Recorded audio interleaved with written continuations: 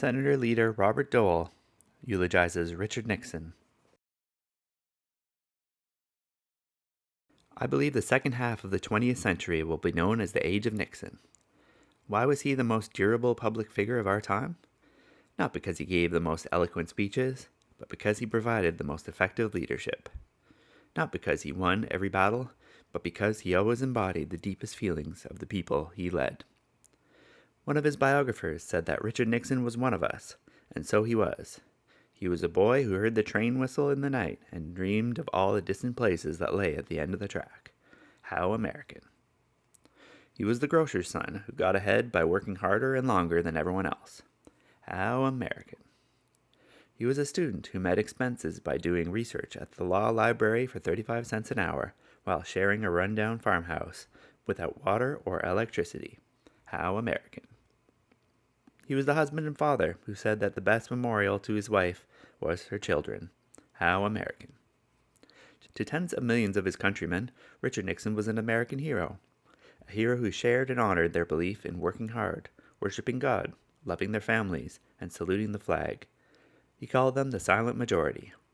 Like them, he valued accomplishment more than ideology. They wanted their government to do the decent thing, but not to bankrupt them in the process. They wanted his protection in a dangerous world. But they also wanted a creative statesmanship in achieving a genuine peace with honor. These were the people from whom he had come and who have come to Yorba Linda these past few days by the tens of thousands, no longer silent in their grief. The American people love a fighter, and in Dick Nixon they found a gallant one. In her marvelous biography of her mother, Julie recalls an occasion where Pat Nixon expressed amazement at her husband's ability to persevere in the face of criticism, to which the president replied, "I just get up every morning to confound my enemies." It was what Richard Nixon did after he got up every morning that not just confounded his enemies, but turned them into admirers. It is true that no one knew the world better than Richard Nixon, and as a result, the man who was born in a house his father built would go on to become this century's greatest architect of peace. But we should also not underestimate President Nixon's domestic achievements, for it was Richard Nixon who ended the draft, strengthened environmental and nutritional programs, and committed the government to a war on cancer. He leapfrogged the conventional wisdom to propose revolutionary solutions to health care and welfare reform, anticipating by a full generation the debates now raging on Capitol Hill. I remember the last time I saw him at a luncheon held at the Capitol honoring the 25th anniversary of his first inaugural.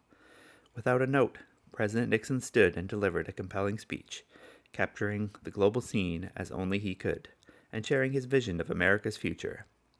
When it was over, he was surrounded by Democrats and Republicans alike, each wanting just one more word of the Nixonian Council, one more insight into world affairs.